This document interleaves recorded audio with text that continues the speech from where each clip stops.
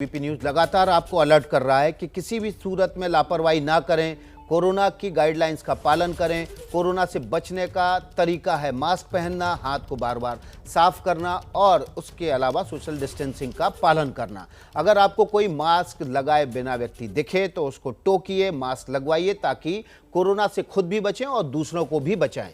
हमारे साथ मध्य प्रदेश के चिकित्सा शिक्षा मंत्री विश्वास सारंग जुड़ गए हैं। विश्वास सारंग जी, आपका एबीपी न्यूज़ पर स्वागत है।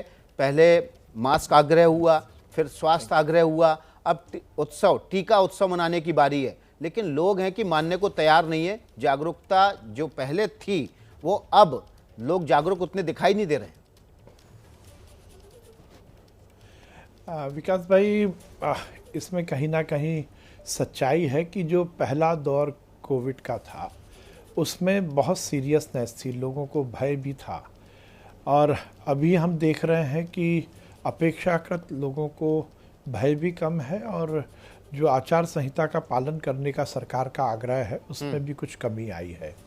और इसीलिए हमारी सरकार ने, माननीय मुख्यमंत्री जी ने इस पूरे कोरोना की लड़ाई को दो आयामों पर लड़ने का निश्चय किया है। सबसे पहला तो है कि हम ये सुनिश्चित करें कि संक्रमण ना फैले, और संक्रमण को फैलने से रोकना है तो निश्चित रूप से हमें जन जागरण करना पड़ेगा। जो आचार संहिताएं हैं उसके पालन करने के लिए लोगों से आग्रह करना पड़ेगा, कहीं सख्ती भी दिखानी पड़ेगी। क्या तो सख्ती के तहत लॉकडाउन भी हो सकता है? लॉकडाउन शुरू किया है।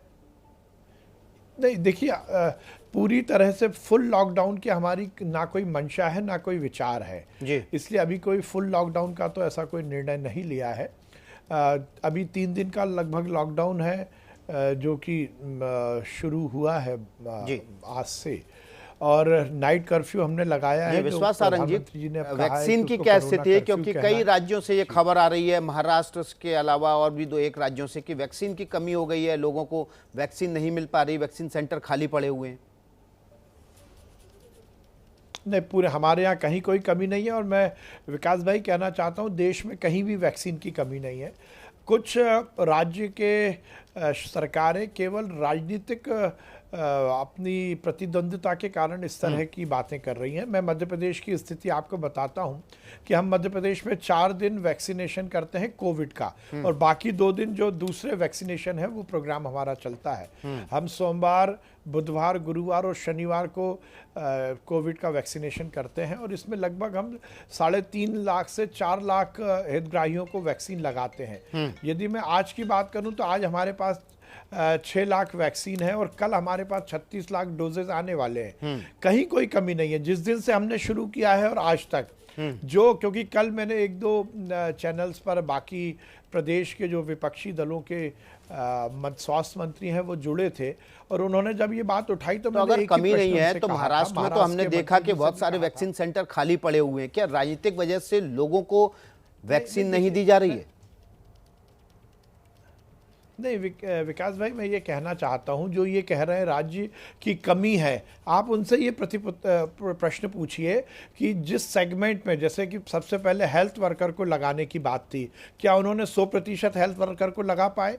ये जब सेकंड जो चरण था उसमें फ्रंटलाइन वर्कर को, फ्रंटलाइन कोरोना वॉरियर्स को वैक्सीन लगनी थी, क्या वो 100% टर्न अप कर पाए?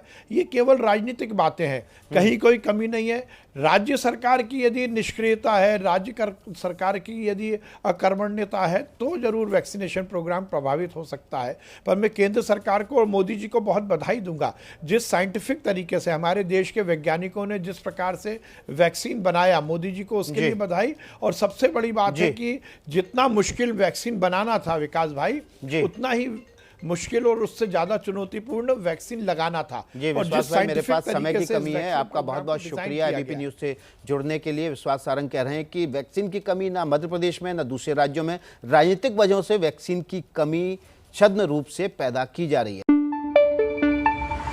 न पाबंदी हो न कोई हद हो तो बस खुद बनाई सरहद हो।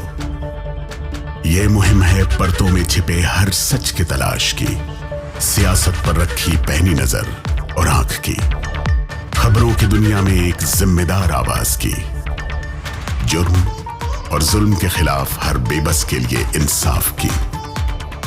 जब कोई हद नहीं इंसानियत के लिए जज्बात की, जब कोई हद नहीं खुशियों और ख्वाब की, तब कोई हद क्यों हो नए नजरिए और बदलाव की।